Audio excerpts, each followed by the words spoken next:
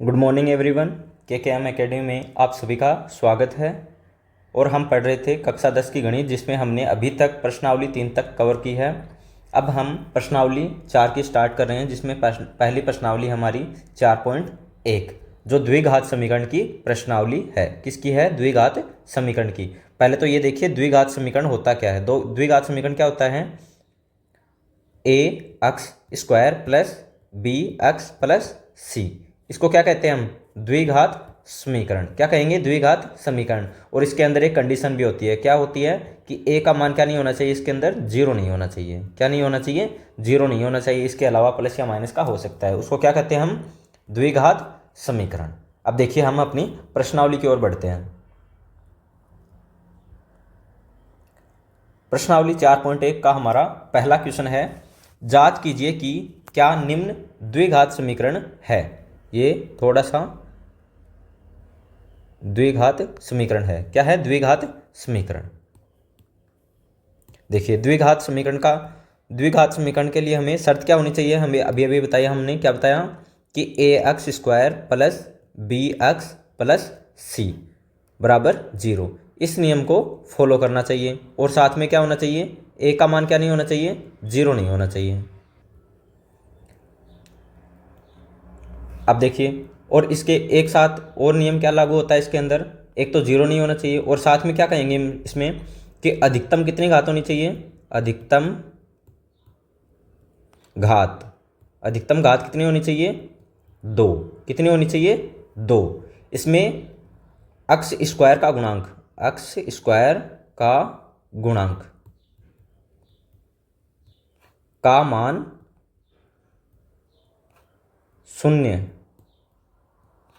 नहीं होना चाहिए।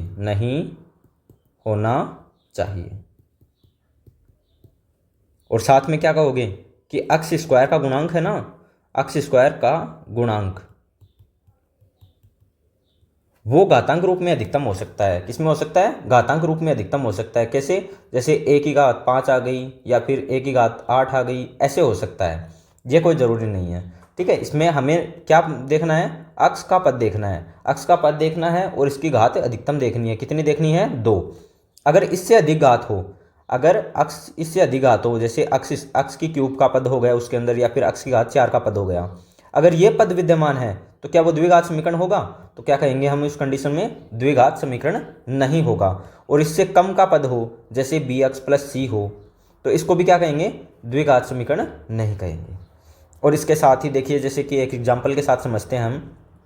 दो एग्जाम्पल ले रहा हूँ मैं। फर्स्ट है 3 एक्स की घात 3 plus 4 x square plus 7 x plus 3 बराबर जीरो।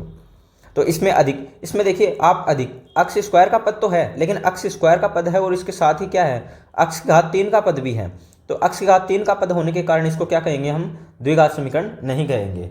ठीक है। और अगर इससे कम का पद हो, जैसे 7 एक्स प्लस 4 हो, तो इसको भी द्विघात समीकरण नहीं कहेंगे।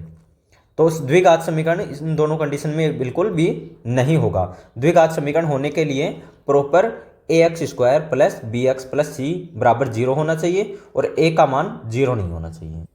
अगर हमें क्वेश्चन के अंदर इस तरह से मिले कि 0 एक्स की घात 2 प्लस 3 एक्स प्लस 4 बराबर जीरो, अगर इस तरह का मिले तो क्या कहेगा कि यह द्विघात समीकरण है या नहीं है? तो क्या कहेंगे हम? द्विघात समीकरण यह बिल्कुल नहीं है, क्योंकि किसी भी संख्या को जीरो से गुणा करने पर जीरो हो जाता है। और ये क्या हो गया हमारे पास? 3 एक्स प्लस 4 बराबर जीरो, मतलब 3 एक्स प्लस 4 बराबर जीरो। और इस समीकरण को क्या कहते हैं? रेखिक। क्या कहते हैं? रेखिक, न कि द्विघात समीकरण। और इसको क्या कहेंगे? जिसमें 3 पद हो तो उसको त्रिघात समीकरण, और जिसमें केवल 2 घात हो उसको क्या कहेंगे? द्विघात समीकरण। अब देखिए हम नेक्स्ट क्वेश्चन की ओर बढ़ते हैं। या आप लोगों को समझ में आया होगा। और इसके साथ ही अब हम क्वेश्चन करते हैं। क्वेश्चनों को समझिए।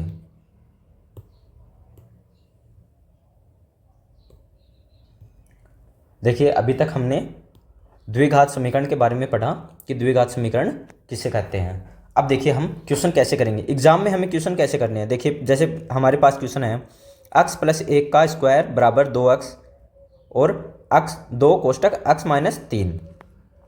पहले क्या करना है हमें, जो भी क्वेश्चन दे रखा हो उसको सरल रूप में लिखेंगे। क्या करेंगे, सरल रूप में लिखेंगे। तो देखिए इसको सरल रूप में कैसे लिखोगे, ये क्या पद है हमारे पास, x प्लस 1 की घात 2 बराबर 2 कोष्टक x माइनस 3। इस तरह का क्वेश्चन दे रखा है तो पहले इसको सरल कीजिए। ये क्या है, a प्लस बी का होल स्क्वायर है क्या, ये हो गया हमारे पास a प्लस बी का होल स्क्वायर। तो इसको कैसे खोलेंगे, a का स्क्वायर प्लस b का स्क्वायर प्लस 2ab, ये सर्वसमीका इसमें लगाएंगे। अब देखिए हमें a की जगह कितना मिल रहा है x और b की जगह कितना मिल रहा है 1, तो इसको इसमें अप्लाई कीजिए। तो इसको इसमें अप्लाई करेंगे तो कितने आ जाएंगे, देखिए a की जगह कितना रखेंगे हम x, तो x का स्क्वायर प्लस b की जगह कितना रखेंगे 1, तो 1 का स्क्वायर प्लस 2 कोष्टक a की जगह हमने x रखा और b की जगह कितना रखा 1, और बराबर का निशान ऐसे कैसे लगाइए, और इसके बराबर में कितना है 2 कोष्टक x प्लस x माइनस 3। अब इसको देखिए x का स्क्वायर प्लस 1 प्लस 2x बराबर, अब इसको गुणा कीजिए अंदर, इसको इससे भी गुणा करेंगे और इससे भी गुणा करेंगे। तो इसको इससे गुणा करेंगे तो कितना आ जाएगा 2x माइनस 3 दूनी 6। अब ये देखिए x का स्क्वायर, अब देखिए इन दोनों को आप इधर ले आइए। तो क्या करेंगे, पहले तो इनको ऐसे लिखिए, अब इसको लेके आइए इधर, तो ये प्लस का इधर आकर माइनस का 2x हो गया, ये माइनस का इधर आकर प्लस का हो जाएगा, और बराबर में क्या आ गया हमारे पास 0। अब देखिए ये क्या हो गया x स्क्वायर प्लस, और ये देखिए 1 है और यहाँ 6 है, कितने हो गए 1 और 6 7, और ये देखिए ये प्लस का है ये माइनस का है, ये 0 हो गया बराबर 0। क्या बताया हमारे पास x स्क्वायर प्लस 7 बराबर 0। तो अब देखिए क्या ये द्विघात समीकरण होगा, पहले तो हमें द्विघात समीकरण की शर्त पता होनी चाहिए। द्विघात समीकरण की शर्त क्या होती है, ax square plus bx plus c बराबर 0, ये हमारे पास द्विघात समीकरण की शर्त होती है। तो क्या देखिए इसमें अधिकतम घात का पद कौन सा दे रखा है ax स्क्वायर, ये पद इसमें विद्यमान है, हाँ ये पद इसमें विद्यमान है क्योंकि x स्क्वायर का पद है हमारे पास। bx या फिर c का मान 0 भी हो तो चलेगा। तो देखिए x स्क्वायर का पद विद्यमान है तो इसको क्या कहेंगे हम, द्विघात समीकरण। क्या कहेंगे, द्विघात समीकरण। और अगर हमें इसको प्रॉपर वे में अगर द्विघात समीकरण के रूप में लिखना हो तो हम कैसे लिखेंगे, देखिए पहले तो हम क्या लिखेंगे, द्विघात समीकरण की शर्त लिखेंगे, ax square plus bx plus c बराबर 0। अब देखिए अब समीकरण क्या प्राप्त हुआ था हमें, x का स्क्वायर, तो x के नीचे लिखिए x का स्क्वायर प्लस bx, क्या bx का पद इसमें विद्यमान है, नहीं है, तो क्या लिखेंगे हम, b की जगह कितना लिख सकते हैं 0, क्योंकि किसी भी संख्या को 0 से गुणा करेंगे तो क्या आ जाएगा 0, प्लस c का मान कितना आया हमारे पास 7, तो 7 लिख दीजिए बराबर 0। तो ये द्विघात समीकरण बन गया हमारे पास, और इसको फिर से गुणा करेंगे तो क्या आ जाएगा हमारे पास, यही वापस मिल जाएगा हमें। तो ये क्या हो गया हमारे पास द्विघात का समीकरण। अब एग्जाम में हमें द्विघात समीकरण तो बताना है, साथ में क्या करेंगे, इसको मानक रूप में जरूर लिखेंगे, क्योंकि मानक रूप में भी इसको दर्शाना बहुत जरूरी हो जाता है। अब देखिए ये हो गया हमारा क्वेश्चन कंप्लीट। अब नेक्स्ट क्वेश्चन की ओर बढ़ते हैं।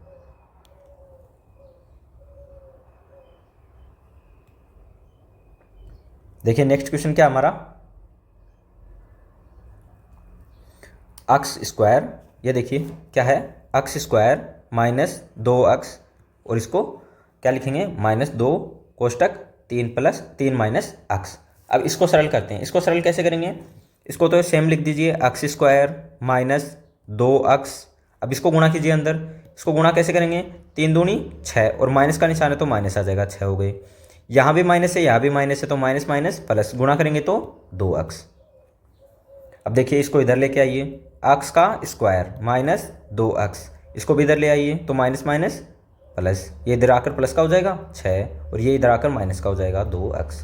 यहाँ क्या हो गया x स्क्वायर, और ये बराबर में 0 है ही, माइनस ये क्या हो गया माइनस 2x कितने हो गए माइनस 4x, और प्लस 6 बराबर 0। अब देखिए ये हमारे पास समीकरण आ गया। अब देखिए यहाँ जुड़ रहा है क्योंकि माइनस की संख्या यहाँ है, माइनस की संख्या यहाँ है, तो क्या हो गया जुड़ गया, और जोड़ने के बाद कौन सा निशान आया माइनस का, क्योंकि इनके आगे माइनस का निशान था।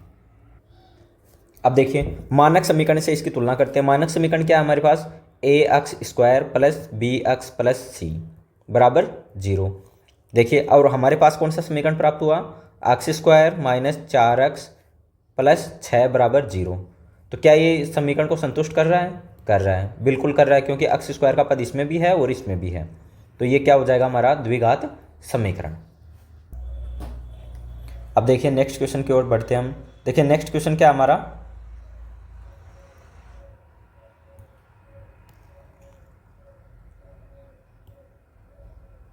यहाँ ऊपर लिख देता हूँ मैं, थोड़ा समझ में आ जाएगा आप लोगों को। थर्ड क्वेश्चन क्या होता है हमारा, x माइनस 2 और x प्लस 1 बराबर x माइनस 1 x प्लस 3। अब देखिए इसको दोनों तरफ से सरल कर लेते हैं पहले। तो इसको यहाँ से सरल करेंगे, कैसे सरल करोगे? देखिए इसको गुणा करने का सबसे आसान तरीका क्या होता है हमारा, कि फर्स्ट संख्या को फर्स्ट संख्या से गुणा कीजिए। तो क्या आ जाएगा, x का स्क्वायर। अब फर्स्ट संख्या को फर्स्ट संख्या से गुणा कर लिया, अब फर्स्ट संख्या को सेकंड संख्या से गुणा कीजिए। तो क्या आ जाएगा, प्लस x। अब क्या करेंगे, फर्स्ट संख्या को दोनों से गुणा कर दिया हमने, अब दूसरी संख्या को पहली संख्या से गुणा कीजिए। तो क्या आ जाएगा, माइनस 2x। अब दूसरी संख्या को दूसरी संख्या से, तो यहाँ माइनस है यहाँ प्लस, तो माइनस क्या आ जाएगा 2। अब देखिए बराबर, ऐसे इसको कीजिए, पहली संख्या को पहली संख्या से कीजिए, कितने आ जाएंगे, x का स्क्वायर। पहली संख्या को दूसरी संख्या से कीजिए, तो कितने आ जाएंगे, प्लस के 3x। अब दूसरी संख्या को पहली संख्या से, दूसरी संख्या को पहली संख्या से, तो माइनस x। दूसरी संख्या को दूसरी संख्या से, माइनस 3। अब देखिए यहाँ क्या है, x का स्क्वायर। ये देखिए यहाँ प्लस x है, यहाँ माइनस 2x है। माइनस और प्लस दोनों निशान हो तो घटाएंगे हमेशा, तो 2 में से 1 घटाएंगे, 1 बच जाएगा।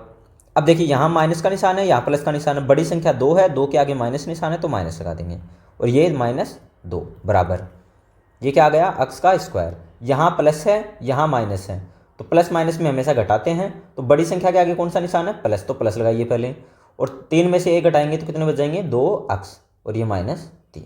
अब इन सारी संख्याओं को इधर ले आइए, x का स्क्वायर माइनस x माइनस 2, इसको इधर लाएंगे, माइनस के x स्क्वायर हो जाएगा, प्लस का है तो इधर आकर माइनस का, ये क्या हो जाएगा, माइनस का 2x, और ये माइनस है तो इधर आकर प्लस बराबर 0।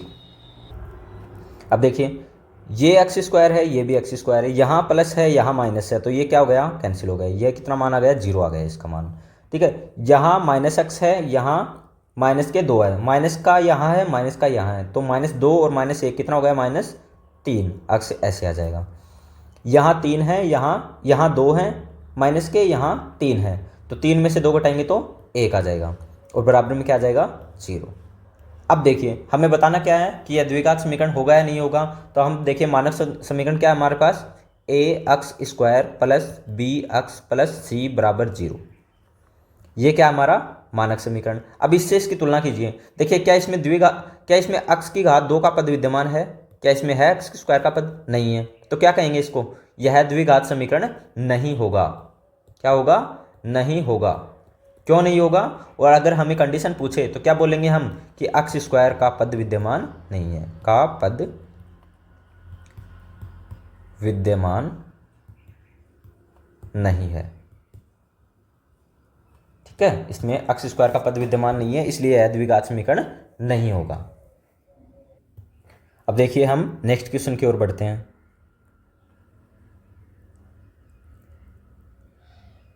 नेक्स्ट क्वेश्चन क्या है हमारा, x माइनस 3 कोष्टक 2x प्लस 1, और बराबर में क्या दे रखा है, x कोष्टक x प्लस 5। तो पहले इसको सरल कीजिए, कैसे करोगे, जैसे पहले किया था हमने, फर्स्ट को फर्स्ट से गुणा कीजिए, कितने आ जाएंगे, 2x स्क्वायर। फर्स्ट को सेकंड से गुणा कीजिए, क्या आ जाएगा, प्लस x। अब दूसरी संख्या को पहली संख्या से, माइनस प्लस है या माइनस है, तो क्या आ जाएगा, माइनस, और 3 दूनी 6x। दूसरी संख्या को दूसरी से, माइनस 3 बराबर। अब इसको गुणा करेंगे, कैसे कर देंगे, ये तो सरल सा है, पहले इसको इससे गुणा कर दीजिए, बाद में इसको इससे गुणा कर दीजिए। x को x से गुणा करेंगे तो x स्क्वायर, और इसको इससे गुणा करेंगे तो प्लस 5x। अब देखिए क्या हो गया, 2x स्क्वायर, ये देखिए यहाँ 6 है, यहाँ 1 है, चिन्ह चेंज है ना, तो बड़ी संख्या के माइनस निशान है तो माइनस लगाइए, 6 में से 1 घटाएंगे तो 5x। यहाँ क्या बच गया, -3 बराबर x स्क्वायर प्लस 5x। अब देखिए इनको इधर ले आइए सारी संख्याओं को, तो 2x square minus 5x minus 3, इसको इधर लेके आएंगे तो माइनस का एक्स स्क्वायर, और ये प्लस का है, ये भी इधर आएगा तो माइनस का 5x बराबर 0। अब देखिए यहाँ 2x स्क्वायर हैं, यहाँ 1x स्क्वायर हैं, यहाँ प्लस के हैं, यहाँ माइनस के हैं, तो प्लस में से माइनस घटाइए पहले। तो यहाँ बड़ी संख्या के आगे कौन सा निशान है, प्लस, तो प्लस ही आएगा। 2 में से 1 घटाएंगे तो x स्क्वायर। अब x वाला पद देखिए, यहाँ माइनस के 5x हैं, यहाँ भी माइनस के 5x हैं, तो माइनस का निशान आ जाएगा पहले तो, और माइनस माइनस किस दोनों तरफ हैं तो माइनस की जुड़ जाएंगी, तो 5 और 5 कितने हो गए 10। x यहाँ है, x यहाँ, तो यहाँ x आ जाएगा। और ये कितने आए माइनस के 3, तो माइनस के 3 बराबर 0।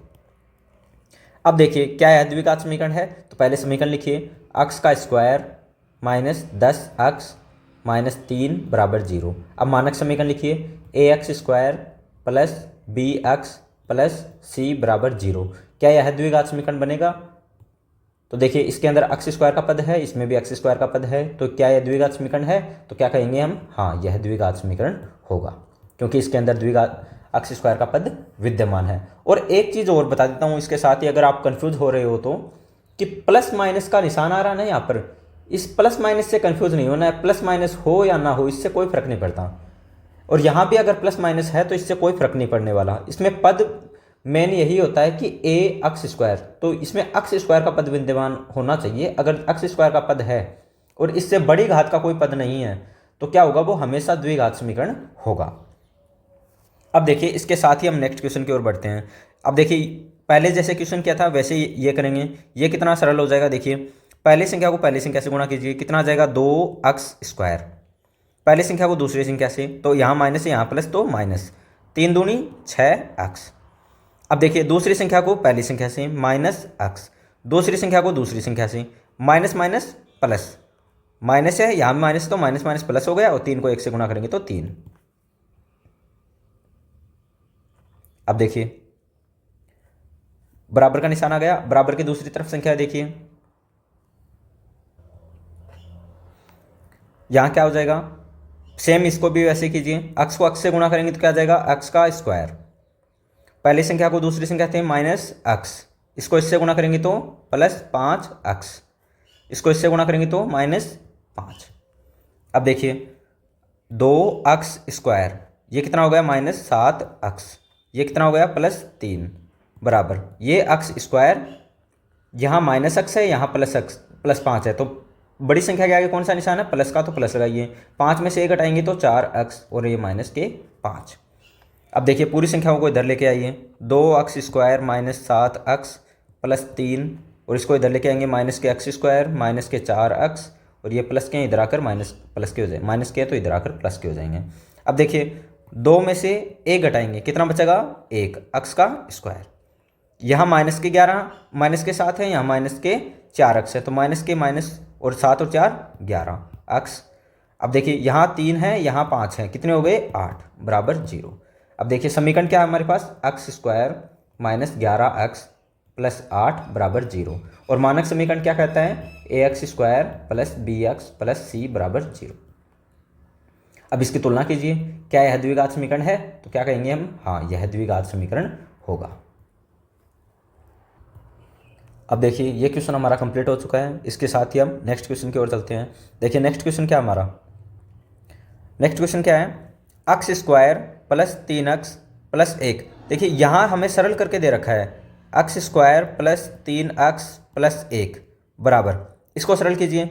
यह आपको पता होना चाहिए कि यह सूत्र क्या होता है हमारा, a माइनस बी का होल स्क्वायर बराबर क्या होता है हमारे पास, a का स्क्वायर प्लस b का स्क्वायर माइनस 2ab।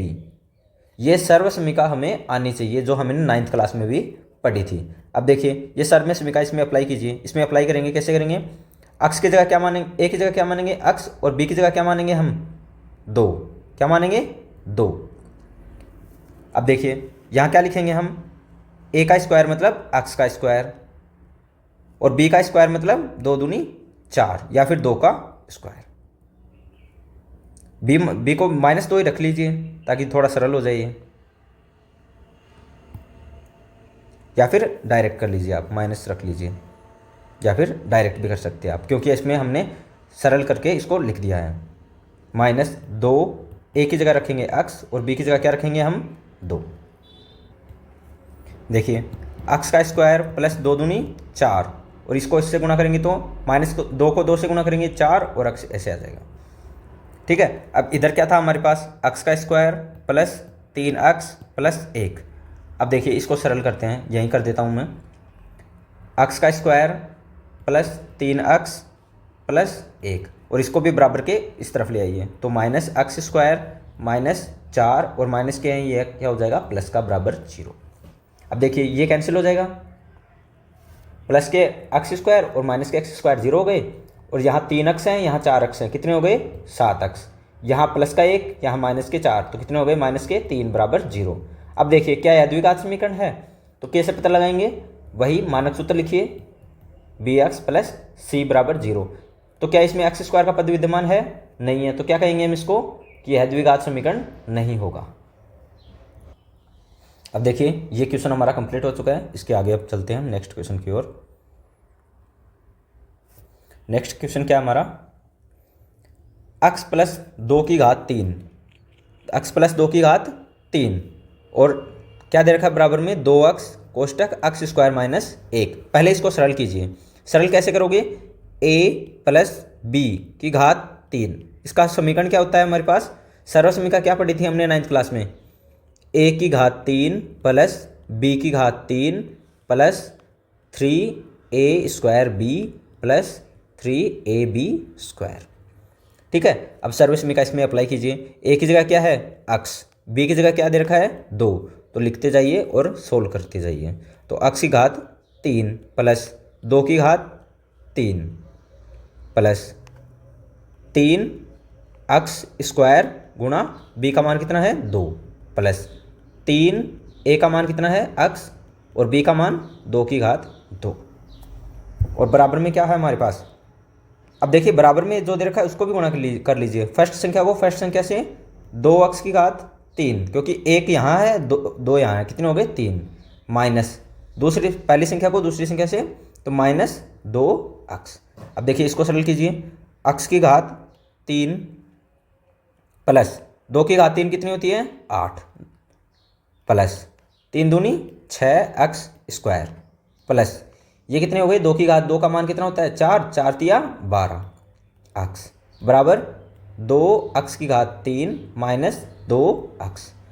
अब देखिए इन संख्याओं को सारी को एक तरफ ले आइए, x की घात 3 plus 8 plus 6x² plus 12x, इसको इधर लेके आएंगे तो माइनस के हो जाएंगे, 2x की घात 3 और ये माइनस के हैं तो क्या हो जाएंगे प्लस के हो जाएंगे, बराबर में क्या आ जाएगा हमारे पास 0 आ जाएगा। अब देखिए यहाँ क्या है हमारे पास x की घात 3, यहाँ भी क्या है x की घात 3, यहाँ प्लस है यहाँ माइनस है।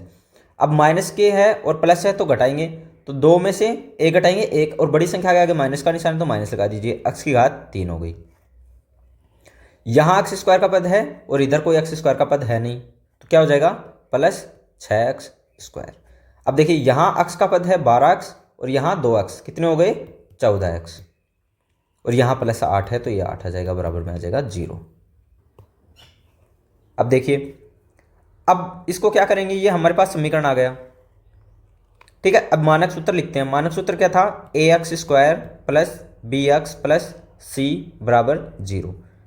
तो देखिए क्या ये समीकरण को संतुष्ट करता है, क्या द्विघात समीकरण होगा। तो देखिए इसमें x² का पद तो है, लेकिन अधिकतम पद कितना है x की घात 3 का, और हमने क्या कहा था ये इस कंडीशन को फॉलो नहीं करता कि अधिकतम घात कितनी होनी चाहिए 2, अधिकतम घात कितनी होनी चाहिए थी 2, लेकिन इसमें कितनी है 3, कितनी है 3, इसलिए यह क्या होगा द्विघात समीकरण नहीं होगा, द्विघात समीकरण नहीं होगा। क्यों नहीं होगा, क्योंकि इसमें x की घात 3 का पद विद्यमान है। x की घात 2 का पद होना ही जरूरी नहीं होता है, x की घात 3 का पद भी होगा उसके अंदर, तो वह द्विघात समीकरण नहीं होगा। अब देखिए इसके साथ हम नेक्स्ट क्वेश्चन की ओर बढ़ते हैं। नेक्स्ट क्वेश्चन क्या हमारा, x की घात 3 minus 4x² minus x plus 1 बराबर। अब देखिए इसमें फिर से सर्वसमीका लगाइए। सर्वसमीका क्या होती है हमारी,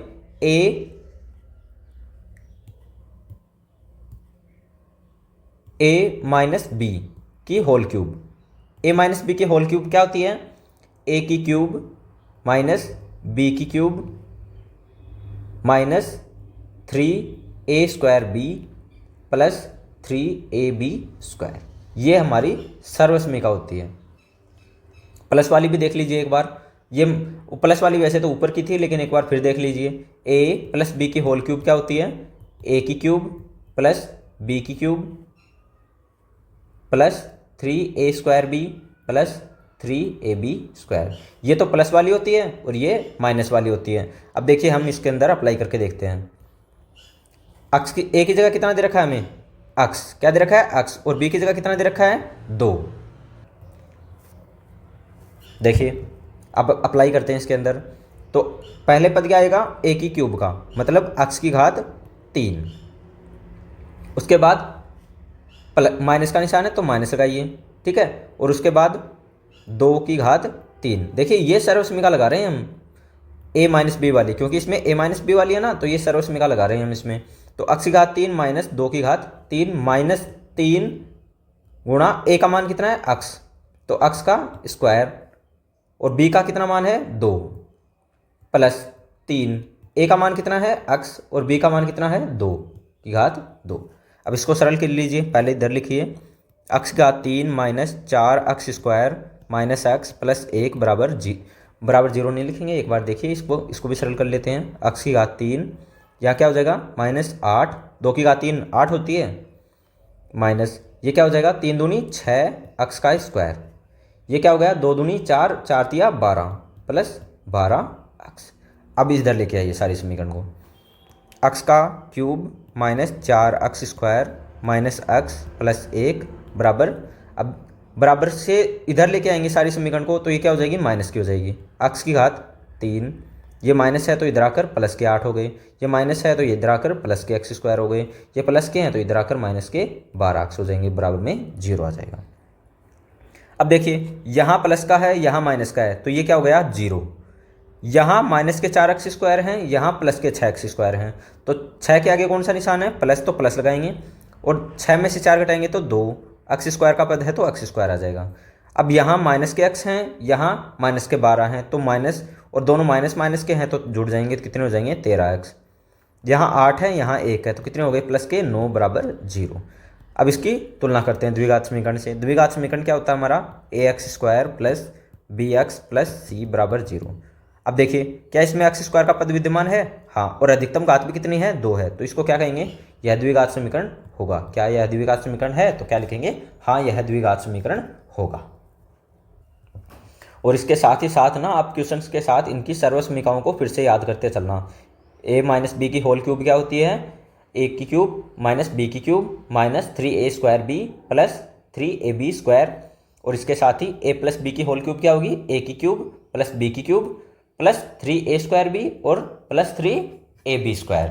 इसको याद रखना। प्लस वाले में तो सारे प्लस के हो जाएंगे, माइनस वाली में जहाँ जहाँ b की घात विषम है, जहाँ जहाँ b की घात विषम है, जैसे यहाँ विषम है, विषम क्या है? 3 है, और यहाँ कितनी है? 1, तो ये क्या हो जाएगा? माइनस। जहाँ जहाँ विषम है वहीं वहीं माइनस आएगा। अब देखिए हम नेक्स्ट क्वेश्चन की ओर बढ़ते हैं। देखिए लैंग्वेज वाले क्वेश्चन जब भी आए ना, तो इनको पहले अच्छे से समझना और उसके बाद क्वेश्चन करने की कोशिश करना। डायरेक्ट इनको बिल्कुल भी मत करना।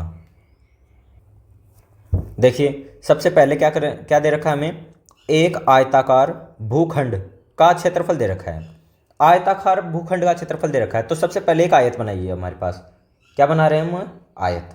ये हमारे पास आयत हो गया, और इसका क्षेत्रफल दे रखा है हमें। क्षेत्रफल क्या दे रखा है? देखिए आयत का क्षेत्रफल क्या दे रखा है?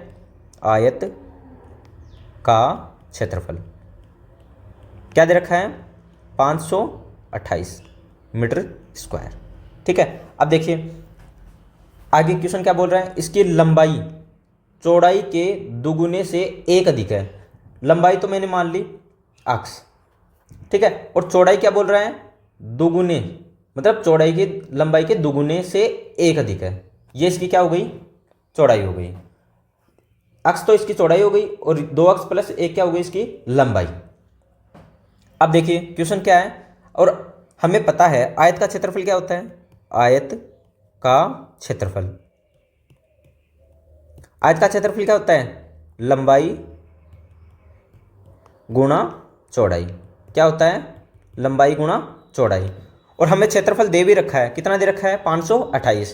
तो देखिए क्षेत्रफल कितना है हमारे पास 528, और लंबाई गुणा चौड़ाई, यहाँ से देखिए यहाँ क्या है अक्ष, और चौड़ाई कितनी है इसकी 2 अक्ष प्लस 1। अब देखिए इसको सरल कीजिए, इसको इससे गुणा करेंगे तो कितना आ जाएगा 2 अक्ष स्क्वायर प्लस अक्ष बराबर 528। अब देखिए इसको बराबर के इस तरफ लेके आइए, तो ये क्या हो जाएगा 2 अक्ष स्क्वायर प्लस अक्ष, इसको इधर लेके आएंगे तो कितना हो जाएगा माइनस का 528 बराबर 0। ये क्या हो गया हमारे पास द्विघात समीकरण। और क्वेश्चन क्या बोल रहा था हमें, द्विघात समीकरणों के रूप में निरूपित कीजिए। क्या करना है हमें, द्विघात समीकरणों के रूप में निरूपित करना है, इसको हल मत करना वहाँ पर एग्जाम में, इसको हल बिल्कुल भी नहीं करना है, हमें केवल और केवल क्या बताना है, द्विघात समीकरण बताना है। देखिए अब इसके साथ हम नेक्स्ट क्वेश्चन की ओर बढ़ते हैं। नेक्स्ट क्वेश्चन क्या है हमारा, देखिए क्वेश्चन क्या है हमारा, दो क्रमागत धनात्मक पूर्णांकों का गुणनफल कितना है 306। क्या बोल रहा है, दो क्रमागत होने चाहिए, क्या होने चाहिए क्रमागत होने चाहिए, और धनात्मक होने चाहिए, और क्या होने चाहिए वो पूर्णांक। अब पहले तो हमें ये पता होना चाहिए पूर्णांक होते क्या हैं। पूर्णांक देखिए ये क्या होते हैं 0 1 2 3 4 इस तरह से अनंत तक जाते हैं, और 0 से इस तरफ भी देखिए -1 -2 -3, और ये अनंत तक इधर भी जाते हैं। तो क्या कहेंगे हम, माइनस अनंत से प्लस अनंत तक की संख्याओं को क्या कहेंगे हम, पूर्णांक कहेंगे। क्या कहेंगे, पूर्णांक। और हमें क्वेश्चन क्या बोल रहे हैं, धनात्मक पूर्णांक। क्या बोल रहा है, धनात्मक पूर्णांक, इनको तो क्या कहेंगे हम, पूर्णांक। और हमें क्वेश्चन में क्या करने हैं, धनात्मक पूर्णांक, धनात्मक पूर्णांक। अब धनात्मक पूर्णांक लेने हैं तो इधर के सारे पूर्णांक ले लीजिए, 1 2 3 4 5, ये सारे अनंत तक के क्या हो जाएंगे हमारे पास, धनात्मक पूर्णांक। और क्वेश्चन क्या बोल रहा है, क्वेश्चन को फिर से पढ़िए, दो क्रमागत धनात्मक पूर्णांक। अब हमें पता नहीं है कि वो धनात्मक पूर्णांक 1 है 2 है 3 है, तो हमें कोई भी पूर्णांक लेना है तो मान लीजिए मैंने अक्ष ले लिया, क्या ले लिया, अक्ष ले लिया। क्रमागत, क्रमागत का मतलब ये होता है कि जैसे 1 के बाद 2 आते हैं, 2 के बाद 3 आते हैं, 3 के बाद 4 आते हैं, और 4 के बाद 5 आते हैं। तो इसका मतलब क्या हुआ, देखिए इसमें अब 1 में मैं 1 जोड़ दूँ तो क्या 2 आ रहे हैं, इसमें भी 1 जोड़ दूं तो क्या ये 3 आ रहे हैं, इसमें भी 1 जोड़ दूं तो क्या ये 4 आ रहे हैं। जैसे एक बढ़ रहा है उसके अंदर तो क्या लिख देंगे हम, अक्ष प्लस 1। पहला तो हो गया अक्ष और दूसरा क्या हो गया, अक्ष प्लस 1। ये हो गया हमारा धनात्मक पूर्णांक। और क्या बोल रहे हैं, इनका गुणनफल, दोनों संख्याओं को मैं क्या कर दूंगा, गुणा कर दूंगा, और इनका गुणनफल कितना आना चाहिए मेरे पास, 306। अब देखिए इनको गुणा कीजिए, अक्ष का स्क्वायर इसको इससे कीजिए, अक्ष बराबर 306, और लिख लीजिए इसको अक्ष स्क्वायर प्लस अक्ष, इसको इधर लेके आइए -306 बराबर 0। और ये क्या हो गया हमारा द्विघात समीकरण। क्या हो गया हमारा द्विघात समीकरण। अब देखिए ये क्या हो गया, हमारे क्वेश्चन के अनुसार क्या हो गया, हमारा द्विघात समीकरण बनकर चल गया, मिल गया हमें। अब इसके साथ ही ना मैं आपको एक एडिशनल चीज़ और बताता हूँ। देखिए अगर हमें इस तरह का कोई क्वेश्चन आए, ठीक है, और हमें दो क्रमागत धनात्मक पूर्णांक पूछ ले, और एग्जाम में अगर हमारे पास 1 नंबर वाला क्वेश्चन आ जाए, ऑप्शनल क्वेश्चन एग्जाम में आते हैं ना, तो उनको कैसे करोगे, जैसे दो धनात्मक पूर्णांक कौन से होंगे वो हमें पता नहीं है, तो मैंने क्या मान रहा हूँ मैं, एक को अक्ष मान लिया और दूसरे को अक्ष प्लस 1 मान लिया, और इनका गुणनफल कितना दे रखा है हमें, 306। अब आप लोग क्या करना, एग्जाम के अंदर इस तरह का कोई भी क्वेश्चन आए तो आप उसमें ना वर्गों को याद रखना, जो आपने 8th क्लास 9th क्लास में पढ़े थे। वर्ग को कैसे याद रखोगे, कोई ऐसा वर्ग बताइए जो इनसे छोटा हो।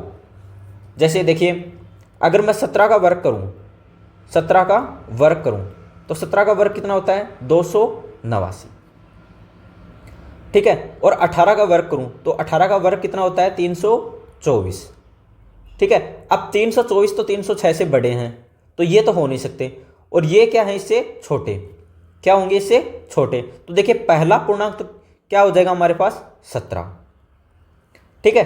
पहला तो पूर्णांक क्या हो जाएगा, 17, और नेक्स्ट क्या बोल रहा है, x प्लस 1, तो पहला तो कितना हो गया 17, तो नेक्स्ट कितना हो जाएगा 17 प्लस 1, तो कितना हो गया 17 और 18।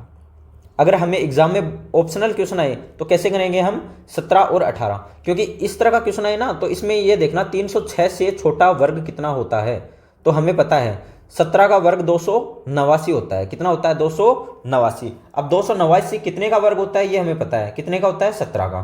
तो 17 का तो अक्स का मान हमारा कितना हो जाएगा? 17। और 18 का 17 और 17 में क्या जोड़ रहे हैं हमें? 1, तो ये क्या हो जाएगा? 18। तो पहला पूर्णांक क्या हो जाएगा हमारे पास? 17 और सेकंड पूर्णांक क्या हो जाएगा हमारे पास? 18। अगर ऑप्शनल क्वेश्चन आए ना हमें तो इस तरह से हम इसको 1 सेकंड में आंसर दे सकते हैं। अब देखिए नेक्स्ट क्वेश्चन की ओर बढ़ते हैं।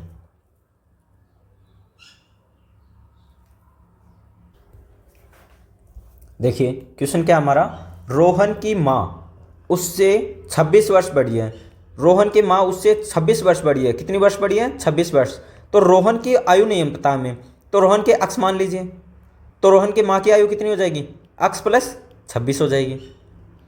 कितनी हो जाएगी? अक्स प्लस 26। इस तरह के क्वेश्चन पे कंफ्यूज बिल्कुल भी नहीं होना है। जो भी हमें दे रखा हो उसको अक्स मान लेना। क्या मान लिया हमने? अक्स। रोहन की आयु कितनी मान ली हमने? अक्स। और उसकी माँ की उम्र मान ली हमने अक्स प्लस 26। कितनी मान लिया? अक्स प्लस 26।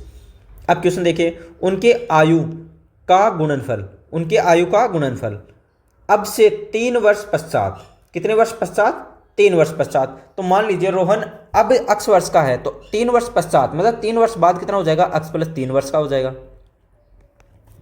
ठीक है। और देखिए उसकी माँ, है ना, गुणनफल करना है ना दोनों का, तो उसकी माँ अब तो कितनी है? अक्स प्लस 26 वर्ष है। ठीक है। तो 3 वर्ष बाद कितनी हो जाएगी? अक्स प्लस 26 और 26 में 3 और जोड़ दीजिए, क्योंकि आयु रोहन की थोड़ी ना बढ़ेगी, उसकी माँ की भी आयु बढ़ जाएगी, है ना। और उनका गुणनफल हमें कितना दे रखा है? 306, 360। कितना दे रखा है? 360। अब देखिए ये तो कितना हो गया? अक्स प्लस 3 और ये कितना हो गया? अक्स प्लस 29 और बराबर में कितने आ जाएंगे? 360। अब देखिए इनको गुणा कर लीजिए, इसको इससे गुणा करेंगे तो कितने आ जाएंगे? अक्स स्क्वायर प्लस ये कितना हो जाएगा? 3 अक्स प्लस, और इसको इसको इससे गुणा कीजिए, कितना हो जाएगा?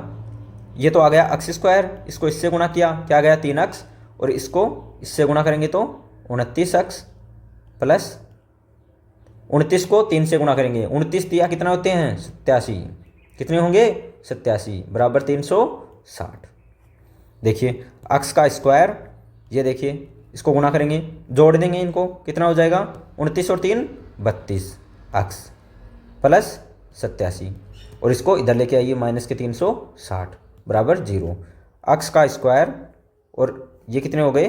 32 अक्स माइनस, ये देखिए प्लस माइनस है, यहाँ प्लस है, बड़ी संख्या के आगे माइनस निशान है इसलिए मैंने माइनस लगाया।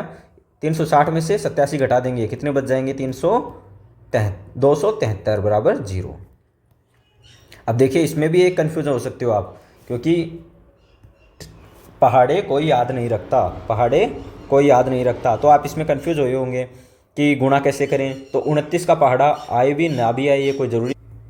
देखिए वैसे तो मैं आप लोगों को काफ़ी इंटेलिजेंट मान के चल रहा हूँ, लेकिन फिर भी एक बार आप देख लीजिए। देखिए जैसे कि 29 का पहाड़ा हमें कितनी बार बोलना पड़ा? 3 बार बोलना पड़ा। और 29 का पहाड़ा अगर नहीं आए तो कैसे करोगे? आपको एक ट्रिक सिखा देता हूँ। देखिए ये क्या हमारी ट्रिक है, तो इसको कैसे करेंगे कि 29 का पहाड़ा तो नहीं आता, लेकिन 3 का पहाड़ा आता है। तो 3 को 9 से गुणा करेंगे तो 9 तिया 27, और 3 को 6 से गुणा करेंगे तो 6, ऐसे लिख दीजिए इनको। ठीक है। और फर्स्ट संख्या को लिख दीजिए सेम, और इस अगली वाली संख्या को इसमें जोड़ दीजिए, कितने हो गए? 8। कितने आ गए? 87। ऐसे ही देखो अगर हमें बड़ी संख्या दे दे, मान लीजिए हमें 87 दे दिया और इसको 5 से गुणा करना पड़ जाए हमें, तो कैसे करेंगे? 5 को पहली संख्या से 7 पंजो 35, और फिर 5 को 8 से गुणा कर दिया, 8 पंजो 40, और पहली संख्या सेम लिख दीजिए 5, और इसको इसमें जोड़ दीजिए 3, ये 4 आ जाएंगे। ऐसे इसको एक्स्ट्रा मेथड के तौर पर आप इसको याद रखना, क्योंकि पहाड़े याद रहना ये कोई ज़रूरी नहीं है, और पहाड़े इस टाइम तो हम पहाड़े याद कर भी नहीं सकते। देखिए अब हम नेक्स्ट क्वेश्चन की ओर बढ़ते हैं, और अभी हम पहाड़े करने के लिए बैठ जाएंगे तो हम पहाड़े याद करते रहेंगे, फिर क्वेश्चन हमारे होंगे नहीं। तो देखिए अब हम नेक्स्ट क्वेश्चन की ओर बढ़ते हैं। देखिए क्वेश्चन क्या हमारा, एक रेलगाड़ी 480 किलोमीटर की दूरी, हमें दूरी दे रखी है। दूरी कितनी दे रखी है हमें? 480 किलोमीटर चाल से तय करती है। यदि इसकी चाल 8 किलोमीटर प्रति घंटा कम होती तो वह उसी दूरी को तय करने में 3 घंटे अधिक लेती। हमें रेलगाड़ी की चाल ज्ञात करनी है। देखिए, रेलगाड़ी की चाल ज्ञात करनी है। अब चाल हमें पता नहीं है, हमने पहले भी बोला है जो हमें पता नहीं है उसको हम मान लेंगे। क्या मान लेंगे? अक्स। तो चाल का हमें पता नहीं है, तो चाल को क्या मान लिया मैंने? अक्स मान लिया। अब देखिए, दूरी सूत्र क्या होता है? समय बराबर क्या होता है? समय बराबर दूरी बटे चाल। समय बराबर दूरी बटे चाल। समय बराबर क्या होता है? दूरी बटे चाल। अब समय कितना दे रखा है हमें? वो हमें डायरेक्ट नहीं दे रखा है। समय हमें डायरेक्ट नहीं दे रखा है, इनडायरेक्ट तौर पे दे रखा है। कैसे दे रखा है? 3 घंटे अधिक समय लेती। तो हमें डायरेक्ट समय नहीं दे रखा है, इनडायरेक्ट तौर पे दे रखा है, तो हमें समय से इस क्वेश्चन को हल करेंगे। देखिए, दूरी दे रखी है। अब हमें दूरी कितनी है? 480 किलोमीटर। और चाल कितनी है? अक्स। अभी अभी मानी है हमने। ठीक है। अब देखिए, पहला तो समय आ गया हमारे पास 480 बटा अक्स घंटा। ठीक है। और नेक्स्ट देखिए, नेक्स्ट समय कैसे निकालेंगे? नेक्स्ट समय कैसे निकालेंगे? अब क्या बोल रहा है हमें? अगर 8 किलोमीटर प्रति घंटा कम लेती तो वह 3 घंटे अधिक लेती। अगर 8 किलोमीटर प्रति घंटा कम होती, इसके चाल को क्या करना है हमें? 8 किलोमीटर प्रति घंटा से कम करना है। तो समय कितना हो जाएगा हमारे पास? 3 घंटे अधिक हो जाएगा। समय क्या हो जाएगा हमारे पास? 3 घंटे अधिक। तो देखिए, सेकंड क्या करेंगे हम? 480 दे रखा है हमें, और कितने घंटे कम करना है हमें? 8 घंटे। तो इसमें से 8 घंटे कम कर दीजिए। अब देखिए, समय 8 घंटे हमने कम कर दिया, तो पहला जो समय आया था वो कितना आया था हमारे पास? 480 बटा अक्स। और सेकंड समय कितना आया? 480 बटे अक्स माइनस 8। और अंतर कितना हो गया समय का? 3 घंटे। तो मैं जो पहले समय आया था उसमें से 480 बटा अक्स माइनस 8 को आप घटा दीजिए, तो हमारे पास अंतर आ जाएगा 3 घंटे का। अब इसको आप सरल कीजिए। अब देखिए, यहाँ अक्स है, यहाँ अक्स माइनस 8 है, तो इनका लघुत्तम लीजिए। लघुत्तम लेंगे तो क्या आ जाएगा? अक्स कोष्टक अक्स माइनस 8। ठीक है। अब लघुत्तम लेने का सबसे अच्छा तरीका होता है फर्स्ट संख्या से फर्स्ट संख्या कैंसिल कर दीजिए। इसको इससे गुणा कर दीजिए और इसको इससे गुणा कर दीजिए। बीच में जो निशान है वही रख लीजिए। ठीक है। तो देखिए, इसको इससे गुणा कर दीजिए। 480 कोष्टक अक्स माइनस 8, बीच में निशान माइनस का है। अब इसको इससे गुणा कर दीजिए। 480 और ये अक्स से गुणा करते ही अक्स बराबर 3। अब देखिए, 480 को अक्स से गुणा करेंगे तो कितने आ जाएंगे? 480 अक्स माइनस, और 480 को 8 से गुणा करेंगे। कितने से गुणा करेंगे? 8 से गुणा करेंगे। तो 8 से गुणा करेंगे तो कितने आ जाएंगे? 3640। और ये माइनस का निशान है, माइनस आ जाएगा। और 480 अक्स, और बटे में कितने आ जाएंगे? अक्स स्क्वायर।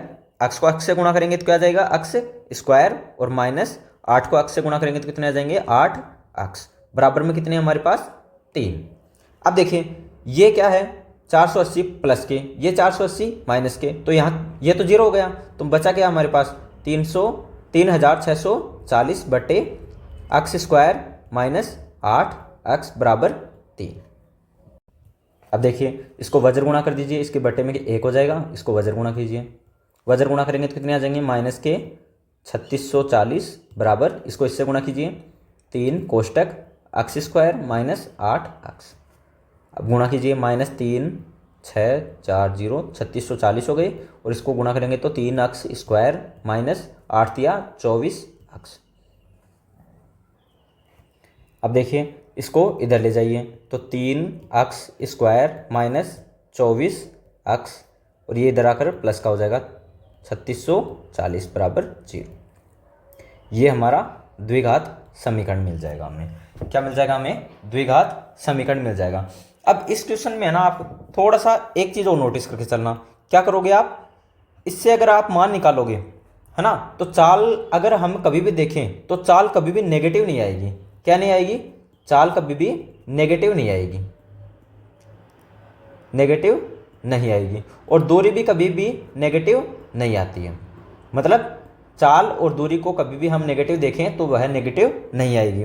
तो इस क्वेश्चन को हमने ऐसे किया, तो क्या है इसका आंसर? 3 अक्स स्क्वायर माइनस 24 अक्स प्लस 3640। अगर यही मैं इस चाल को चेंज कर दूं यहाँ से, अगर क्या कर रहा हूँ मैं इसको समय को चेंज कर रहा हूँ। जैसे ये लिख दिया मैंने 4480 बटा x माइनस 8 बराबर, और इसको इसमें से 480 x घटा देता हूँ। ठीक है, अगर मैं इससे इसको सरल करता हूँ, इससे इसको सरल करता हूँ तो हमारा मान क्या होगा, 3x² माइनस 24x माइनस 3640। तो इसमें आपको घबराने वाली कोई बात नहीं है। अगर एग्जाम के अंदर आप